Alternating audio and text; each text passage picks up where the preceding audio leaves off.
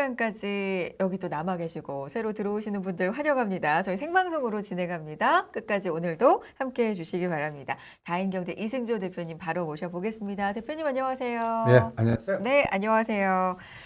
여러분 오늘 하루도 잘 보내셨습니까? 오늘 빅 이벤트가 있었습니다. 어쨌든 한국은행 기준금리 금통위에서 기준금리를 결정했는데 사상 첫 빅스텝이 있었습니다. 세 번 연속 올리는 거고요. 이제 이로써 대한민국의 기준금리는 2.25%까지 올랐습니다. 근데 금통위 직후에 시장은 오히려 좀 상승 탄력을 더 받고 오르기 시작해서 이걸 시장이 지금 어떻게 받아들이는지 이 부분에 대한 얘기도 오늘 필요할 것 같고요. 얘기를 좀 시작해 보겠습니다. 대표님 오늘 어떻게 보셨어요? 일단 뭐 금통위는 그 원달러 부분에서의 문제점을 좀 안도를 해줬고 역전 현상에. 근데 이제 관건은 지금 좀 이따가 30분 후에 발표될 CPI 이후에 저는 어떻게 발표가 되든 네. 선물 볼 거예요. 선물을. 나스닥 네. 선물. 어떻게 반응하는지. 네, 뭐 네. 8.8 발표하든 9.0 발표하든 발표하는 순간에 나스닥이 선물이 급등하면 이거는 제로 반영, 이제 피크론 나오고 기술적 급등. 오히려 반대로 되면 내일 한번 또 아니면 하루나 한 3일에서 5일 정도 고생했다가 하겠구나. 요렇게. 그래서 이럴 때 네. 제가 그 시장을 분석하는 도구가 있습니다. 도구. 네, 제가 항상 이걸 프랙탈 구조라고 이 XYZ 주게 이거를 여기다가 대입시켜 보는 거예요. 그러면 지금 이 막대 그래프가 이게 이제 CPI입니다. 네. 근데 보세요. 계속 오르죠. 오르는 추세예요. 근데 네. 8 넘어서부터는 네. 이걸 한계 탄력성 둔화라고 표현합니다. 그러니까 기울기가 좀 완만해진다라는 그렇죠. 말씀이시죠? 그러면 이거를 네. 위치 에너지로 바꿔볼게요. 위치 에너지. 예. 그러면 이렇게 바꿀 수가 있습니다. 무슨 위치 에너지 막 예전에 배웠던 생각이 나요. 9.8 mH 막 이런 공식이 네. 갑자기 생각나는데. 근데 네. 시장도 그러니까 수많은 해석들이 있잖아요. 저는 그 해석보다 네. 그 변수가 발표됐을 때 시장의 반응 속도나 위치가 제일 중요하다고 봅니다. 그러면 뭘 갖고 보는데 항상 CPI가 생각보다 나면 금리 인상 속도, 빅 스텝, 자이언 스텝, 그래서 기술적 급락. 네. 그럼 그렇죠. 나스닥, 그래서 이렇게 잡아드린 거예요. 나스닥, 테슬라, 미국 CPI. 그러면 대충 보는 기준은 아시겠죠? 네. 그러면 여기가 이제 잘 빨간 색깔로 한번 표시해 봤습니다. 네. 2월 10일 7.5대 나스닥이 14,100입니다. 네. 테슬라가 900불입니다. 그러니까 이렇게 삼각형을 딱 봐서 이때는 진짜 좋았구나라는. 그러면 가장 문제가 됐던 상황을 한번 보시죠. 3월 10일까지는 이 보시면 8을 넘기 전까지는 13,000과 14,000 그리고 테슬라도 850과 1,150불에서 왔다 갔다 했었습니다. 근데 여기 한번 보시죠. 6월 10일 8.6 이때가 한번 쇼크였죠. 그렇죠. 이게 1,300 나스닥을 1,100까지 그냥 완전히 2, 3천 포인트를 부러뜨리면서 그 테슬라는 620불까지 구경시키고요. 그러니까 이 부분이 요번에도 또 그것같이 작동되나 이게 관건인 것 같아요. 근데 반대로 아까 다시 그래프 가서 이제 8.8이든 9.0이든 발표가 됐어요. 나스닥 선물이 급등을 하는 겁니다. 그럼 시장은 뭐예요? 테슬라가 급등을 하면 그러면 이거는 이제는 더 이상 다음 달 CPI는 더 이상 높아질 수가 없는 피크론이 나오면서 이게 반작용으로 네. 하나의 트리거가 되는지 오늘 9시 반 발표 시점에 나스닥 선물 그리고 기술주 샘플링 해갖고 거기다 물어보겠습니다. 그것도 하나의 변수죠. 이제 앞으로 나올 CPI가 얼마를 기록할지 그리고 그걸 시장이 어떻게 받아들일지 뭐 여러 가지 시나리오는 나올 수 있는데 말씀하신 것처럼 우리 시각으로 이제 곧 9시 반 정도, 뭐 10시 사이 요 정도로 예상을 하고 있는데 여러분도 함께 하시면서 저도 계속 체크를 하고 있지만 혹시라도 먼저 우리 구독자분들께서, 시청자분들께서 발견하시면 또 올려주시고 채팅창에 함께 소통해도 좋을 것 같습니다. 시장이 기다리는 CPI 중요한 또 빅 이벤트가 있고요. 자, 시장 얘기를 그래서 조금 더 해보겠습니다. 오늘 아까 말씀드린 것처럼 기준금리가 또 우리나라 있었잖아요. 이 부분에 대해서는 시장이 좀, 그래도 잘했다. 오히려 빅스텝을 사상 처음으로 밟았는데 이 물가를 잡기 위해서 이런 빅스텝을 밟은 게 오히려 잘한 일이다. 안도하는 것 같기도 하고요. 왜냐하면 향후 FOMC에서 0.75를 올릴 가능성이 거의 기정사실화 됐기 때문에 그러면 역전이거든요. 그쵸. 금리가. 그럼 선제적으로 좀 잘 대응했다. 이렇게 받아들이는 겁니까? 예, 시장은 그렇게 받아들인 것 같습니다. 음. 그리고 의사결정을 잘한 것 같습니다. 문제는 간단히 얘기해서 레버리지 리스크거나 이자 부담. 그러니까 간단히 얘기해서 어떤 금리가 인상이든 소득이 그보다 능가해서 운영하면 상관없어요. 근데 네. 가장 문제가 레버리지가 더 내가 버는 소득 대비해서 더 높다면 이게 또 다른 자산도 붕괴되는 상태에서 이게 완전히 반대 간단히 해서 내가 빚을 갚기 위해서 팔고 싶지도 않은 거를 파는 게임이 나왔을 때가 가치를 급락시키거든요. 그러니까 그런 것들의 개별적인 에너지는 이제 금리 인상하면 나오겠지만 네. 그래도 국가적 차원이나 전체적인 원달러나 이런 거 보면은 오늘 한국은행 총재께서는 잘 결정을 하신 것 같습니다. 그리고 이제 차후 보면서 CPI나 다음에 뭔가 진정이 되면 뭐 25bp 속도 조절할 거고. 네. 그러니까 이제 원달러 부분은 이제 뭐라 그럴까요? 그렇게 시장에 단기적인 위협은 주지 않을 것 같아요. 한 일주일만요. 일주일만. 일주일. 예. 그리고 또 하나 기대하는 거는 앨런 재무부 장관이 와서 진짜 통화 수합이 되나 안 되나. 저는 그냥 이럴 때는 가장 부정적으로 판단해서 의사결정을 하는 게 제일 나아요. 안 된다. 그러니까 최악의 경우나 예, 혹은 안 좋은 부정적인 쪽으로 그럼에도 차라리. 네. 그럼에도 원달러 고민을 해야 될 건가. 음. 근데 솔직히 저는 안 하겠습니다. 왜죠? 지금 원달러 환율이 굉장히 좀 부담이 많이 되잖아요, 사실 시장에. 근데 그걸 내부적으로 이렇게 딱 들여다보면 연금 구조만 바꿔도 저는 커버가 됩니다. 그러니까 우리나라 해외 투자나 해외 대체 투자나 자산 투자나 이 부분에 대한 포트폴리오라든지 전략의 재조정만 나와도 네. 우리가 그렇게 공포를 하면 뭐 1,500원 가고 뭐 우리나라의 뭐 옛날 무슨 IMF 이런 공포를 만들잖아요. 그거는 아니다라고 봅니다. 그러니까 그리고 통화 수합 부분은 저는 미국이 지금 뭐라 그럴까요? 무슨 조건을 내세울 것 같아요. 우리가 수용하기 힘든 조건. 그래서 이거를 정부 차원에서 받아들일까라는 것도 조금 고민이 돼서. 시나리오로 예를 든다면요? 뭐 어떤? 저는 경제와 정치와 군사를 통화 수합화 다 연계시키는 그런 작업을 유도할 수도 있을 거라고 봅니다. 그리고 이번에 또 아베 전 총리의 그 사망이 이 동북아시아의 여러 가지의 군사적인 노이즈를 계속 일으킬 것 같거든요. 그래서 일본 평화헌법 바로 개정 들어갈 것 같아요. 그러면은 분비 증강 바로 들어갈 것 같고요. 그러면 일본이 추구하는 거는 그러면 항공모함 바로 건조 들어갈 것 같아요. 그러면 우리는 다시 자국만정 우리도 뭔가 또 따라서 가는 에너지가 나올 거고 그러면 대만 해협 노이즈가 바로 또 들어올 것 같고 미국은 그거를 뒤에서 유도를 할 것 같고요. 그래서 우리나라를 딱 놓고 볼 때는 이게 투트랙 전략으로 갈 것 같아요. 네. 그래서 벌써 그 상황이 세계 증시 동향에서 벌써 나오고 있습니다. 그러니까 제가 어떤 이런 변수가 나올 때 인덱스의 동향을 보거든요. 구체적으로 알려주세요. 그러니까 뭐 중국, 뭐 간단히 얘기해서 이게 러시아입니다. 벌써 꺾기 시작하죠. 그렇죠. 중국 꺾기 시작하죠. 그동안 한 달 반 동안은 우리나 나스닥 박살이 나는 상태에서 여기는 반대 에너지가 나왔던 때입니다. 러시아, 중국, 홍콩, 차이나도 조정 들어가죠. 네.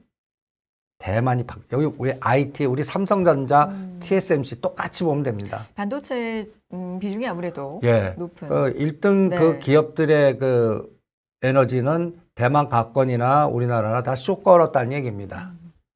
그다음 베트남도 마찬가지인데 이제 베트남이 5월 말부터 기준으로 바닥을 형성하려고 그래요.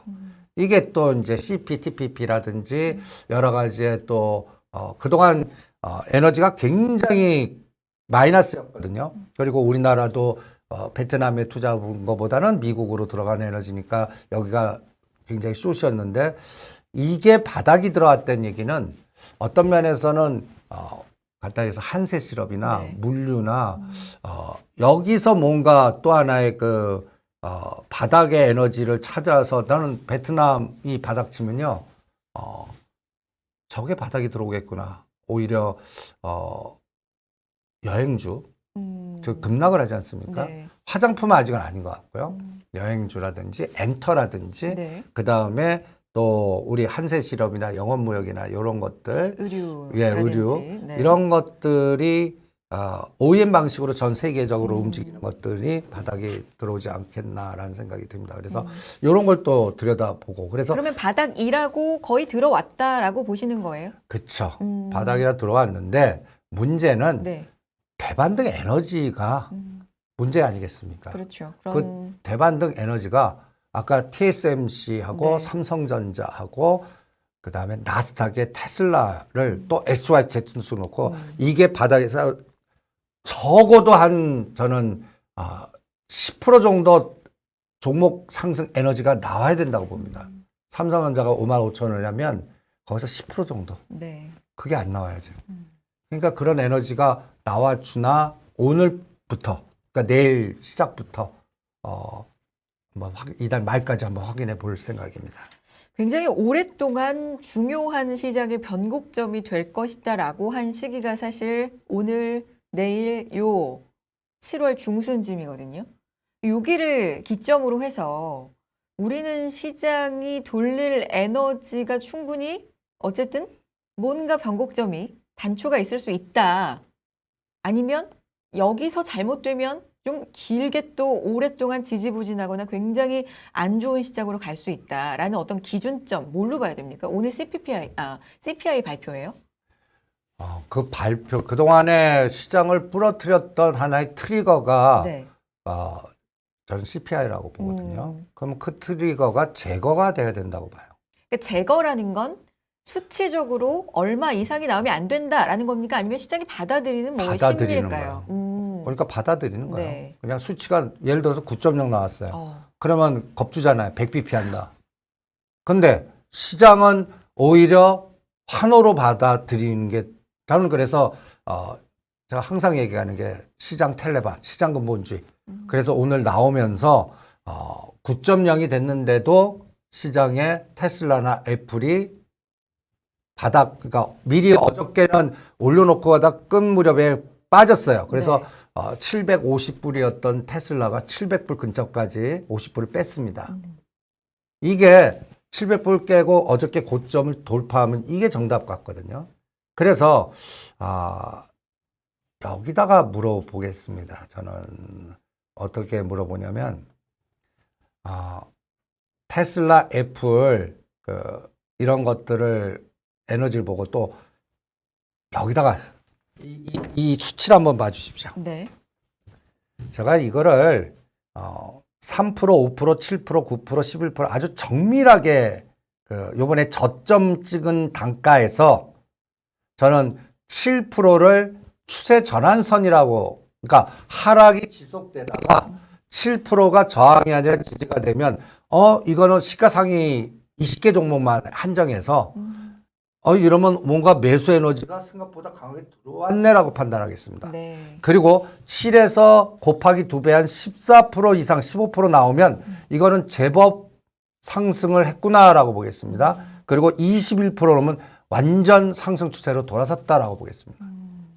하나의 경험치의 직관적 툴이거든요. 네. 그동안 여러 가지 수치를 본 결과의 통계치로서 얘기하는 겁니다. 그러면 삼성전자 7%가 59,500원인데 이거를 돌파 못해요. 그러니까요. 그런데 음. 엔솔은 돌파했습니다. 네. 15%. 네. SK 하이닉스도 9%에서 10%까지 상승을 했습니다. 그러면 SK 하이닉스, 삼성전자 아직까지 못 갔는데 네. SK 하이닉스라도 이제 10만 전자를 돌파해주면 그럼 얘가 다르거든요. 알겠습니다. 어쨌든 SK 하이닉스, 삼성전자 시장에서 사실 투톱으로 키를 갖고 있는 종목들이고 우리 시장에서 반도체가 차지하는 비중은 굉장히 중요하기 때문에 이게 언제 갈 것인가 정말 중요한 호재가 또 언제 들어오고 호재를 호재로 받아들일 수 있는 시장 또한 지금 분위기가 형성이 안 돼 있기 때문에 그런 분위기도 상당히 중요하다는 생각이 들고요. 계속해서 좀 들어보겠습니다. 그래서 저는 삼성전자는 6만 전자. 6만 전자. 네. 그리고 요새 오늘은 200만 주 때렸습니다. 네. 근데 그동안 4일 동안 매수를 해줬어요, 외국인. 네. 그래서 요거에 전환점이 있나? 그리고 또 제가 삼성전자가 돌리려면 세 가지 시나리오를 얘기해 드렸죠. 전번에 사면이 되거나 그 다음에 선진국 주식에 편입되거나 네. 아니면은 분할해서 나스닥과 연결된 뭔가 에너지나 M&A가 나오거나 지금은 8.15 특사 얘기가 나오는데 그건 가봐야 할 것 같고 그 다음에 이제 또 이럴 때 또 이렇게 한번 또 들여다봅니다. SK하이닉스하고 마이크론하고 매일 또 선을 그어봐요. 여기서 조금 상승 에너지를 좀 느낍니다. 그러니까 마이크론은 6월 17일 6월 말에 55불을 바닥으로 해서 끼역끼역 올라옵니다. 그러니까 일단은 에너지가 우상향으로 가요. 그 다음에 SK 하이닉스도 5월 18일이 11만 5천 원에서 급락을 했거든요. 요게 이제 하나의 중요한 고점의 마디라고 전 잡고 있습니다. 이건 8만 7천 원에서 아까 11만 원 가려면 얘가 얼마 정도를 올려야 되냐면 25% 이상의 상승 에너지가 나와야 됩니다. 네. 그럼 이거는 완전히 추세 전환됐다라고 볼 수가 있거든요. 요게 오늘부터 시작해서 이달 말에 연준이가 75bp 금리 인상할 때 이 구간에 저는 이게 나오면 거기에 순종을 하겠습니다. 순응해서 이제 연말장이 있구나. 이렇게 대응을 할 거고 실전에서는 여기서 삼성전자가 6만 전자 못 가고 오히려 반대로 다시 5만 5천 원, 5만 7천 원을 공격하거나 그 다음에 LG 에너지 솔루션, SK 하이닉스가 이제 숏바스켓에 들어오면 이번 저점 또 한번 열어놓고 변동성을 측정해 보겠습니다. 그러니까 오늘이 그래서 제가 이럴 때를 분기점, 변곡점 이렇게 표현을 합니다. 그래서 양갈래길에 딱 길목에 있는데 네. 여러 가지 얘기 있는데 나는 그래서 양갈래길에서 우상향을 할 건지 우하향 할 건지 이게 내일의 기점일 거고 이게 10월 달까지 장을 결정하지 않을까 이렇게 판단하니까 오늘이 저는 D-Day다라고 판단을 하겠습니다. 이 CPI 발표 수치도 중요하지만 시장이 이걸 어떻게 받아들이는지 소화하는지에 따라서 오늘을 기점으로 해서 10월 시장까지도 가을 시장까지도 좀 결정을 지을 수 있는 분위기를 결정 지을 수 있는 중요한 이슈다라고 말씀을 해주셨고요. 저희 잠깐 마이크가 좀 안 들렸었나 봐요. 그렇죠? 안 좋았었나 봐요. 점검을 했는데 어떻게 여러분 괜찮으십니까? 계속해서 채팅 통해서 방송에서 어떤 사항 있으시면 말씀해 주시면 좋을 것 같고요. 저희 생방송으로 진행이 되고 있습니다. 자, 계속해서 이야기를 좀 해보겠습니다. 아까 SK하이닉스 마이크론 이제 선을 그어서 오늘 또 나온 이슈 하나가 생각이 나는데 마이크론 히로시마 공장 가동 중단 이슈, 이게 SK하이닉스의 또 반사이익이 될 것이다. 이런 얘기도 있었는데 이건 개별 이슈로 넘어갑니까? 근데 실제 시장에서는 반응을 안 했어요. 그것보다 더 큰 CPI나 기술주가 불확실하니까 네. 그 에너지가 작동을 안 하더라고요. 근데 만약에 오늘 기술주 에너지가 내일 나오면 네. 오늘 못 간 걸 내일 다 뽑아버릴 수 있다고 생각을 합니다. 그러니까 지금 SK 하이닉스 움직임이 솔직히 삼성전자보다 나아요. 더 좋다. 실제 매매 해보면 실제 매매해갖고 돈을 거기다 집어넣어보면 그게 더 나아요. 그러니까 제가 어떻게 느껴놓으면 현대차보다 기아가 더 나아요. 돈을 집어넣으니까 같은 구간의 속도라든지. 그리고 요새 자동차 섹터에서 제가 이장이 우리가 되려면 전차 군단이 가야 됩니다. 근데 그렇죠. 아주 긍정적인 부분이 현대유압, 만도, SL 자동차 부품단에서 나오고 있어요.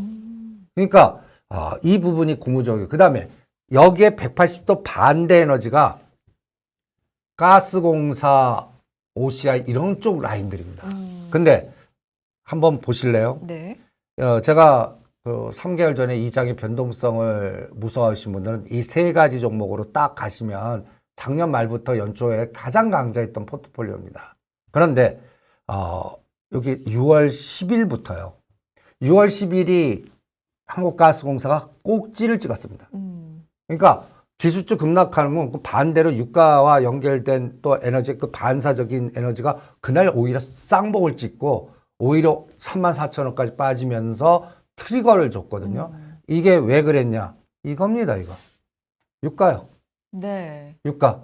드디어 전에 제가 전번 방송에서 난 유가 단기간에는 70, 80불까지 빠지고 내년에는 40불 본다 그래갖고 또 그렇게 깜짝 보셨죠. 놀라시지 않았습니까? 맞아요. 아니 5월에도 왜냐하면 그렇게 급락하다가 다시 오른 이슈가 있었기 때문에 이번에도 그렇지 않을까 했는데 뭐 간밤에도 8%대 급락을 또 보여줬습니다. 계속해서 좀 네. 이 견지는 유지를 하시는 거고요. 그러니까 이게 간단히 얘기해서 네. 시장은 미리 보는 것 같아요.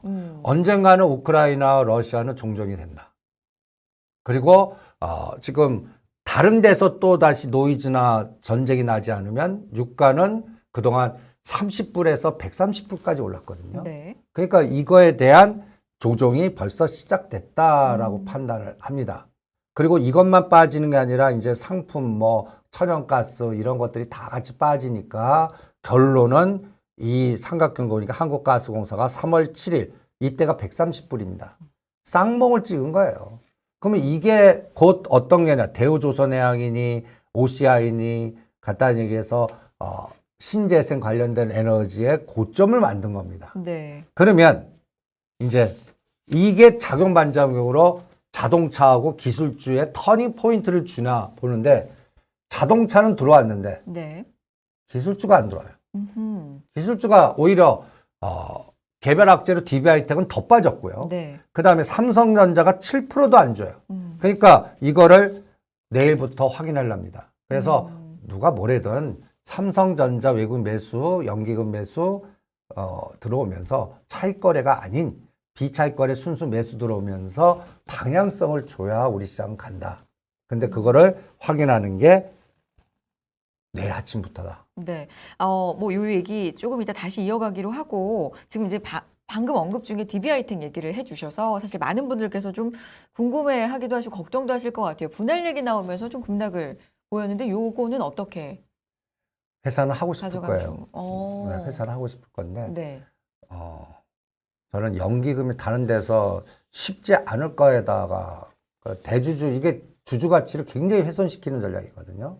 그래서 요 부분은 노이즈가 상당히 많을 것 같습니다. 전에도 한번 물적 분할 하려고 그러다가 그 주주의 반대로 실패한 데도 사례가 있고 요새는 좀 달라지는 것 같아요. 그래서 앞으로 대주주가 하고 싶어도 저항이 많기 때문에 실제적인 부분은 쉽지 않을 거다라고 저는 판단을 하겠고요. 그래서 요번에 저도 48,000원에서 52,000원대는 바닥인 줄 알았더니 이 물적 분할 얘기를 해서 그렇죠. 거기서 퉁 빠졌습니다. 네.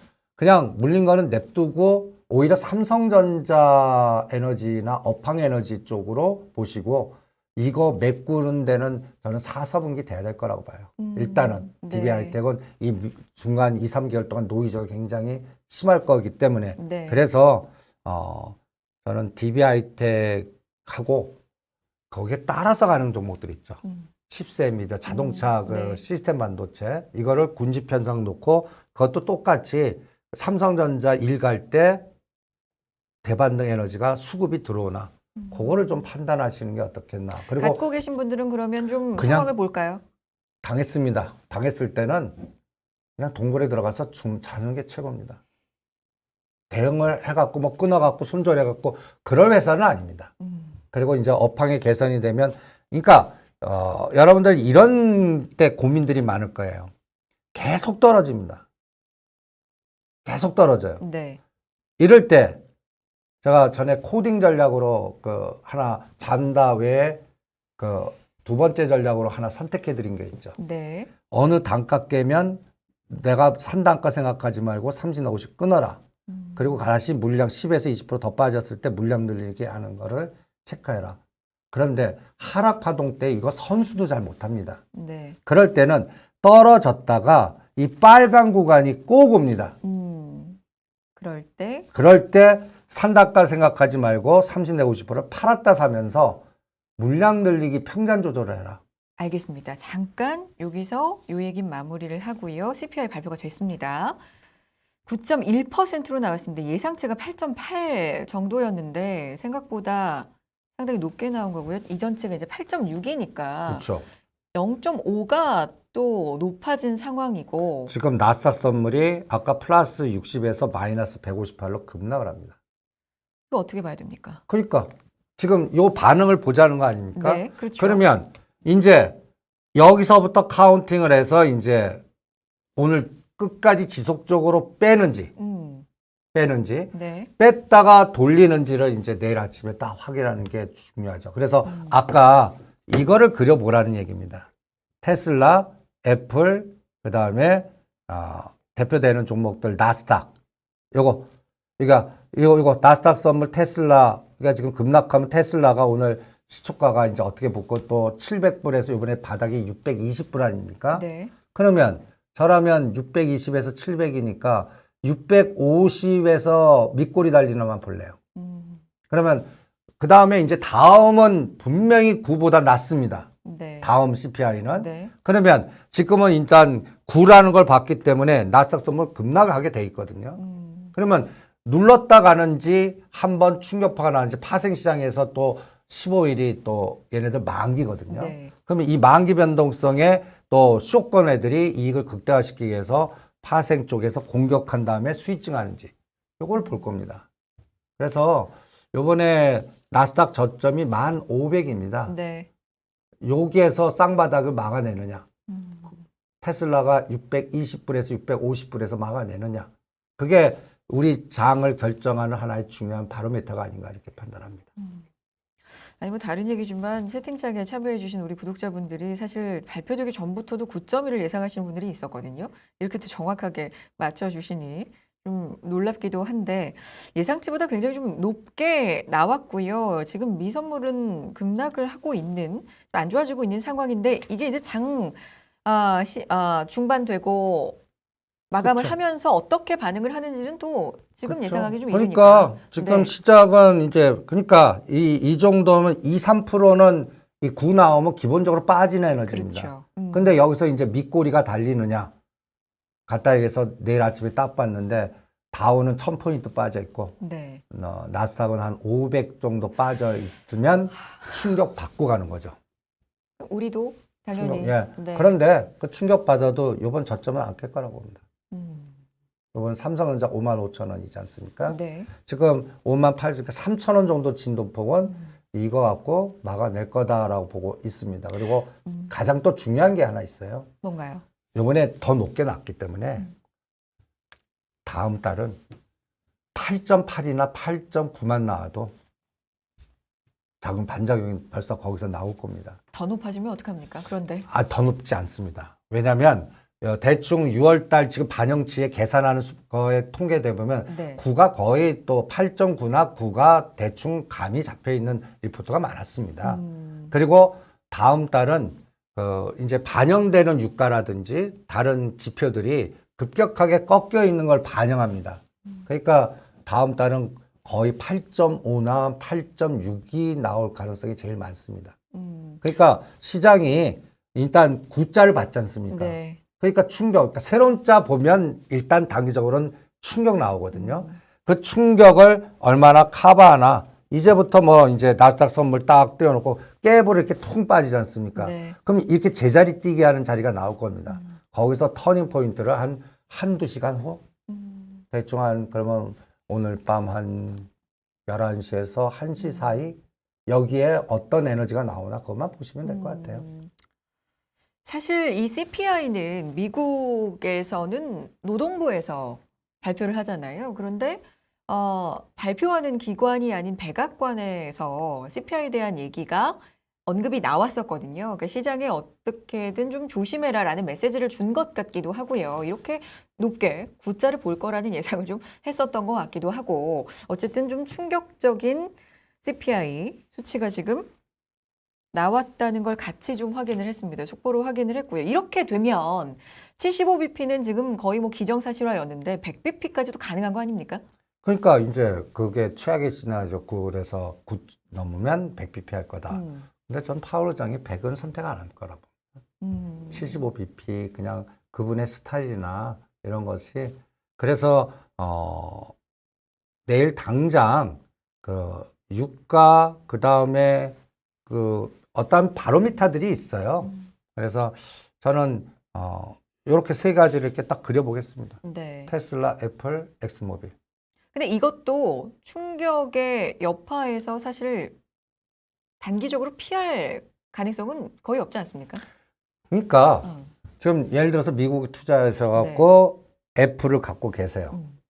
요번에 129불에서 140, 150, 요 20불 그 단을 돌파를 못했어요. 150불을 못 돌파했어요. 그러면 요번에 요 충격파로 130불을 깨느냐 안 깨느냐를 결정만 하면 되거든요. 더 위에 물리신 분들은 기다리시면 됩니다. 그냥 3개월 정도 기다려서 천만 원 날 때 진짜 CPI가 8 정도 나올 때 그때 대응하시는 게 낫고요. 이거를 또 손절해 갖고 딴 거 가는 장이 아니거든요, 지금. 그러면 이 종목을 지금 갖고 계신 분들 입장에서는 그냥 맞으십시오. 그냥 애플 주가가 갖다 해서 이번에 맞았다가 가면 오히려 작용 반작용으로 더 탄력을 받을 수가 있어요. 그러니까 네. 저는 금년 연말에는 애플 같은 경우는 160에서 170불에서 팔 수 있는 위치가 반드시 온다 쪽에 배팅을 하고 있거든요. 테슬라는 800에서 900.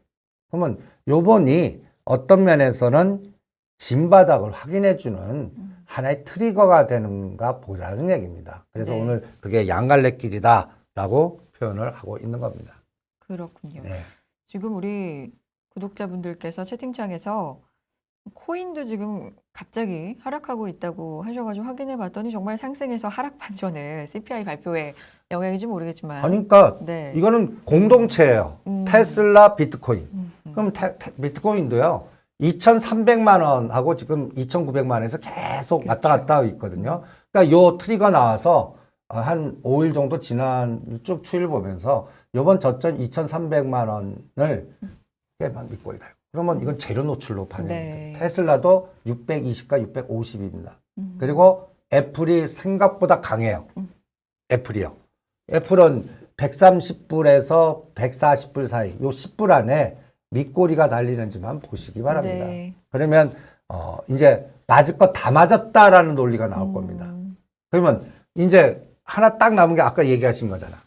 100bp. 네. 그게 7월 27일, 28일 아닙니까? 그 인터벌이 얼마 나와요? 분명히 그 사이에 한마디 하실 겁니다. 누가요? 파월 의장님께서. 예. 그리고 스타일이 저는 100bp 속도 낼 만한 확률이나 이런 것들 그냥 언론에서의 공포 마케팅의 용도지 실제 사인은 저는 아니다라고 봅니다. 그래서 75bp 그냥 딱딱 하지 않을까. 그러면서 이제는 재료가 딴 걸로 갈 것 같습니다. 딴 걸로 이제는 CPI의 중심에서 다른 걸로 이동하는데 이제 그게 이제 북고체라든지 그다음에 전 유럽 쪽하고 이 동북아시아 쪽 이런 쪽 그래서 우리 쪽에서는 뭘 봐야 되냐면은 이제 가장 중요한 게 하나 있습니다. 관세. 이 부분을 이번에 그러니까 한쪽에 이렇게 트리거로 악재가 나왔죠. 네. 그러면 반대편으로 중화 전략이 분명히 나옵니다. 그래서 관세 인하시키는 전략이 바로 이제 나오나 보시고 그 다음에 자넷 앨런 여기서 또 반대 에너지가 나오나 한번 보시기 바랍니다. 그리고 바이든 대통령이 중동 가지 않습니까? 거기서 이제 사우디에서 또 어떤 에너지가 나오나. 그러면 저는 그게 지금 가장 또 하나의 공포가 다시 확산돼 갖고 뭐가 또 봉쇄되고 물류가 만들어가고 지금 요새 최근에 올라간 게 백신주라든지 이런 게 올라간 게 그거 얘기잖아요. 네. 오히려 이게 트리거가 돼서 다른 쪽에서 뭔가 풀어주는 쪽이 나오나만 보시죠. 유가는 진정되고 다음 간단히해서 CPI는 이번에 보다는 개선이 되겠다. 그리고 다음 에너지는 뭐가 중요할까요? 근데 이게 시장에서 지금 유가 진정을 말씀해 주셨는데 유가 하락을 그럼 인플레이션을 잠재울 수 있는 뭔가 그런 지금 어떤 시그널로 보는 게 아니라 경기 침체 쪽으로 그냥 부정적인 쪽으로 어떤 게 나와도 해석을 좀 하는 시장 같아서 그렇죠. 지금은 다 뭐든지 떨어지는 쪽으로 그렇죠. 예측을 합니다. 네. 근데 침체는요. 40불, 50불 진짜 그때 가야 됩니다. 유가가. 예. 네. 근데 지금 각 정부가 추진하는 걸 잘 보십시오. SOC입니다. 그럼 수요가 간단히 해서 그리고 또 하나 아주 중요한 부분이 있습니다. 유가 네. 그렇게 급락을 안 시킵니다. 장담컨대 안 시켜요. 왜 안 시키냐? 이 뉴스에서 감을 저는 잡습니다. 어떤 뉴스냐면 유가에 대해서 네. 뭔가 예측해 볼 수 있는 기사인가 봐요. 지금 예. 사실 8% 급락. 그래서 이거를 물가 안정 쪽으로 인플레이션을 잠재우는 쪽으로 해석하는 게 아니라 리세션 쪽의 해석이 워낙 많기 때문에 근데 한 4, 50불 정도는 돼야 리세션이다. 예. 그리고 그렇게는 절대 절대 가게 안 할 거다라는 왜? 지금 말씀이세요. 사우디가 그러면 노이즈 일으켜갖고 중동에서 노이즈 시켜갖고 또 유가 급등시키는 시나리오가 나옵니다. 그러니까 제가 이것 때문에 유가 급락 안 합니다. 사우디가 추진하는 여러 번 보여주셨어요. 640조 네옴 프로젝트. 네. 지금 바이든 대통령이 사우디 가는 게 결론은 여기입니다. 사우디. 그래서 문제되는 거 뭐 무기도 주겠다, 뭐도 하겠다. 그리고 이란과의 관계에서 뭔가 방어 뭐도 나오겠다. 근데 사우디 여기 왕세자는 벌써 중국으로 이미 돌아섰고 자금이 이미 네옴이나 이 사우디 왕세자가 640조를 만들려고 그러면 절대 유가가 급락하면 아람코 문제가 되거든요. 이걸 재원을 담보로 잡아갖고 640조 프로젝트를 하는 거거든요. 그러면 유가가 어떻게 움직이는 게 제일 좋냐면 70불과 120불에서 지그재그로 한 3년 쫙 가는 게 최고입니다. 이 사람들한테는. 그러면 이걸 재원이 생기는 거죠. 네. 그리고 중국도 여기다 돈을 얼마나 파이프라인을 화웨이라든지 엄청 꽂아놨습니다. 그리고 우리나라 기업도 지금 삼성그룹이나 현대차그룹 여기에 총력을 다하고 있습니다. 우리 이게 또 건설이나 해양 프로젝트나 또 네옴시티에 연결돼서 전 세계적인 가장 큰 프로젝트거든요. 이게 하나 저는 유가를 잡아줄 거라고 보고 있고요. 두 번째는 오늘 어저께인가 리커창 총리가 발표한 게 있습니다. 또 철도 도로 놓겠대요. 그러니까 지금 중국 어떤 언론사들은 성장률이 1%로 될 거다라고 부정적을 하잖아요. 그 중국 공산당은 몰라서 하는 얘기 같습니다. 저는 중국 공산당은 갖다 얘기해서 계획강좌에서 어느 목표선을 주어져요. 그러면 졌다가 부신을 하더라도 그 목표를 달성시키는 게 있습니다. 그래서 동수서산하고 네. 그 다음에 지금 리커차 총리가 또 다시 또 짓고 부시고 하는 철도를 다시 지금 철도만 다 됐거든요. 근데 또 놓겠대요. 이게 성장률 정책이거든요. 그러면 그 에너지는 유가를 박세를 내지 않습니다. 그래서 대충 뭐라고 그럴까 70, 80불에서 막아주고 그 다음에 120불은 이제는 돌파를 못할 것 같아요. 그냥 왔다 갔다 하면서 그러니까 요게 이제 박스로 갇히고 가장 중요한 거는 저는 누누이 얘기하지만 네. 나스닥입니다. 기술주. 그러니까 지금 애플, 테슬라, 그다음에 엔비디아 몇 가지 그 트리거 되는 종목들군이 있지 않습니까? 요거를 잡아서 그것만 보시면 될 것 같아요. 그래서 오늘 9% 발표되고 이달 말 75bp가 나오면 재료는 다 노출되지 않았을까. 그래서 이번에 미국 시장 바닥이 지금 6월 달에서 7월 달에 이 라인을요. 네. 저는 훼손 안 시킨다고 봅니다. 그러니까 나스닥 만은 안 깬다는 얘기죠. 그러니까 10,000과 12,000에서 그냥 지그재그 주면서 시간 끌기로 갈 것 같습니다. 그 11월 달 중간 선거 때까지요. 이제 100bp 얘기도 나올 수는 있지만 대표님은 그렇게까지는 안 할 거다. 75bp로 마무리가 될 거다. 뭐 이렇게 말씀을 하셨는데 75bp라고 그러면 시장이 지금까지 예상했던 대로 그렇게만 쳐도 사실 우리가 오늘 빅스텝을 단행을 하면서 2.25가 됐고요. 현재 미국이 1.75%이기 때문에 75bp만 해도 사실 역전이 되는 거거든요. 그렇죠. 그렇죠? 그렇게만 돼도 일단 오늘 우리 시장은 이 우리의 빅스텝을 좀 안도로 해석을 했지만 역전이 되는 건 좀 시간 문제 같은데 지금 환율도 그렇고 계속해서 자본 유출에 대한 어떤 리스크가 있지 않을까요? 어떻습니까? 좀 당연한 얘기 아닙니까?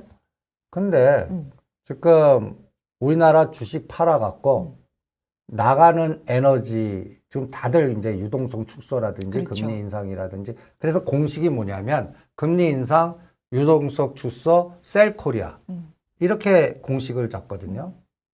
여기에 변화가 생깁니다. 변화가 생기면 한 코드에 변화가 생기면 그 논리의 변화를 체크해야 될 거 아닙니까? 그렇죠. 저는 그거를 앞으로 이제 이게 트리가 나왔지 않습니까? 이번 일주일 동안 삼성전자, SK하이닉스, 현대차, 기아한테 물어보시죠. 네 가지 종목. 전차 군단에 대해. 네, 전차 군단한테. 네. 이유는요? 전차가 가야 우리가 간다라는 건 뭐, 아니요, 저는 네. 이게 블랙록의 전략입니다. 제가 전번에 네. 그러니까 제목을 뭐로 졌죠?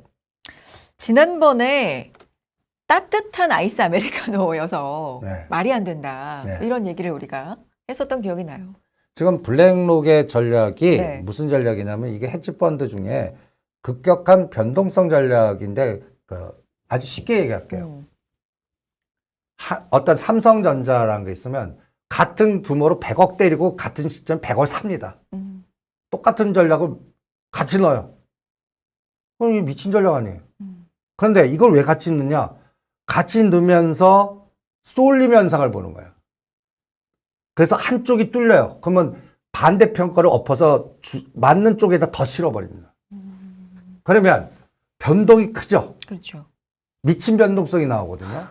그래서 급락을 합니다. 그럼 우리는 공포해갖고 다 떨죠. 그러면 거기에서 합성된 걸 다시 사갖고 땡겨버려요. 요새 가만히 보시면 제가 이 미친 변동성 전략으로 그래서 우리가 빨리 요거만 공매도를 빨리 막아야 돼요. 이걸 우리나라 갖고 놀거든요. 그래서 제가 엔솔 암만 좋은 얘기 나와도 44만 원대 빌려다가 지금 때리는 기회로 바뀌었다. LG화학도 43만 원, 47만 원에서는 사지. 떨어진 깔라. 58만 원, 60만 원에서 왜 사냐. 이것도 또 이유 없다. 변동성 전략을 바꾼다. 그러면 얘네들이 지금 어떤 전략을 선택하냐면요. 주가가 30 내지 50% 올랐어요. 네. 빌려다가 그냥 때려버립니다. 때려서 먹히죠. 그럼 더 때려버려요. 그런데 안 먹히죠. 그러면 스위칭을 시켜버려요. 이거 못 맞춥니다. 기계들의 에너지에서 이걸 지금 블랙록이 급격한 변동성 알파 전략으로 우리나라 갖고 놀거든요.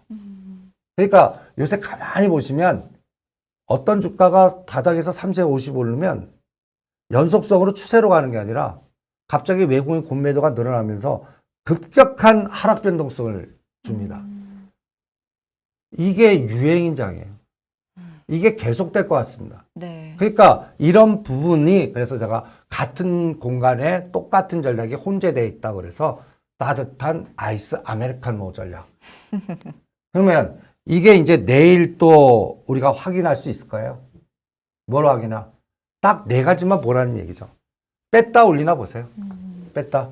현대차, 기아, 지금 현대위아 이쪽에 에너지가 들어온 것 같고요. 네. 그 다음에 숏은 지금 LG그룹이 다 숏 들어가는 것 같습니다.